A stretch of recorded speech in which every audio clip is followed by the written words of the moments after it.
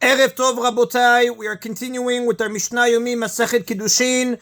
We're up to Perek Daled Mishnah Aleph. Today's Mishnayot should be Leilu Nishmat Neria ben Svetlana Ranbaev, Eliyahu ben Burcha Israel of Chana bat Miriam, Sason ben Ryan, Yoshua ben Shifra, Menuchatam began Eden, Amen, and Avde ben Chaim lechaim v'derefua shenemav Daniel Shalom ben Rosa, Betoch Shar Chulei Israel. The Mishnah continues the previous chapter's discussion of family lineage. It begins with the list of 10 different types of lineage.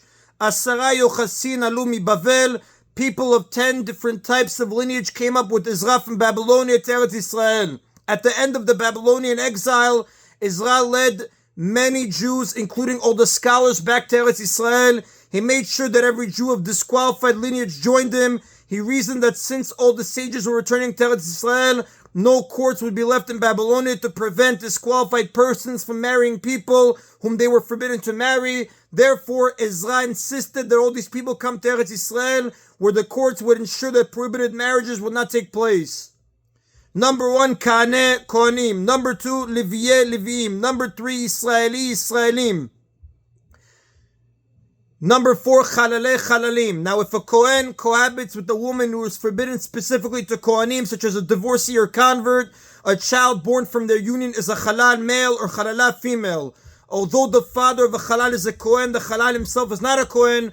Rather, he has the same laws as a regular Israel. A Chalalah may not marry a Kohen. The disqualification of a Chalal is passed down to his children. However, the disqualification of a Chalalah is not transmitted to her children, so her daughter from a qualified person is not a Chalalah and is permitted to marry a Kohen. Number 5, Gereh, converts. Number 6, V'chavureh, freed Canaanite slaves. As we have learned in chapter 3, Mishnah 13, a freed Canaanite slave has the same status as a convert. Number 7, Mamzereh, Mamzerim. Number 8, Nitineh, Nitinim. Number 9, Shtukeh, Shitukim. And number 10, Asufeh, Asufim. A shtukeh is someone whose father is unknown, and asufeh is someone whose father and mother are unknown. The next Mishnah will explain this further. Since we do not know what their true status is, we must suspect they are mamzerim, and therefore forbidden to marry ordinary Jews. Each of these types of people is permitted to marry only some of the other types. The Mishnah states 3 rules. Kaneh, Leviye, v'Yisraeleh, mutarim lavo zeh bazeh. Kohanim, Leviim, and Israelim are permitted to marry one another. Leviye, Israeleh, Chalaleh, Gareh, V'chavureh, mutarim lavo zeh bazeh. Leviim, Israelim, Chalalim, converts, and freed slaves are permitted to marry one another. But Kohanim may not marry female Chalalim, converts, or freed slaves. Gereh, V'chavureh, Mamzereh, Untineh, Shtukeh, V'asuveh, Kulam, mutarim lavo zeh bazeh. Converts, freed slaves, Mamzerim, Nitinim, Shtukim, and Asufim are all allowed to marry one another. But Kohanim, Levim, Israelim, and Chalalim may not marry Mamzerim, Nitinim, Shtukim, and Asufim. The Torah forbids a Mamzer to marry a Jew. Nevertheless, the Tana of this Mishnah holds that a Mamzer may marry a convert or a freed slave, although they are full-fledged Jews in almost every other aspect.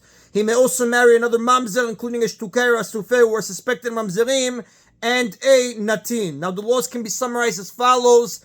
A, male Kohanim are uniquely restricted in that they are forbidden to marry Chalalot or converts, a category that includes freed slaves. B, other born Jews, Levim and Israelim may marry Chalalim, Chalalot, and converts, but not disqualified persons like Mamzerim, Nitinim, Shtukim, and Asufim. C, converts and disqualified persons may marry each other. And our Mishnah, which permits marriage between converts and disqualified persons, represents only one Tana's opinion. Another view is found in Mishnah 3. That is in Mishnah Aleph. We continue now with Mishnah Bet. Having mentioned Shtukeh and Asufeh in the previous Mishnah, the Mishnah defines those terms. Ve'eluhem Shtukeh, these are Shtukim, Kol Shu Makir et Imo ve'eno Makir et Aviv. Anyone who knows who his mother is but does not know who his father is. Shtukeh means silenced one. If this child calls someone father, his mother will silence him because his father is unknown. Since we do not know who the father is, we suspect that he might be a mamzer or an erva to his mother, meaning he is a close relative of hers, or she was married to another man when they cohabited, in which case the child would be a mamzer. Asufeh, and these are asufim. Kol shene'esaf min hashuk ve'eno makir lo aviv ve'lo imo. Anyone taken in from the street who does not know who his father or his mother is. Asufi means one who is taken in. He is an unknown child who was found in the street and taken inside. Such a child is considered a Jew only if he is found in a town where most of the inhabitants are Jewish. Otherwise, he is presumed to be a non-Jew, as the Mishnah Al-Machshirin, chapter 2, Mishnah 7, discusses.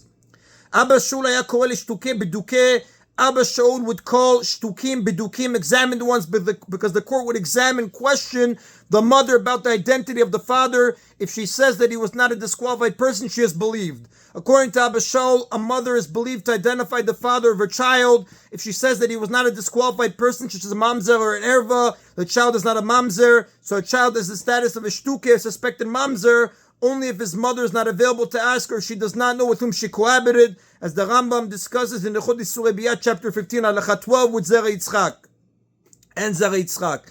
The Tana Kama, however, holds that the mother is not believed to say whether or not the father was a disqualified person.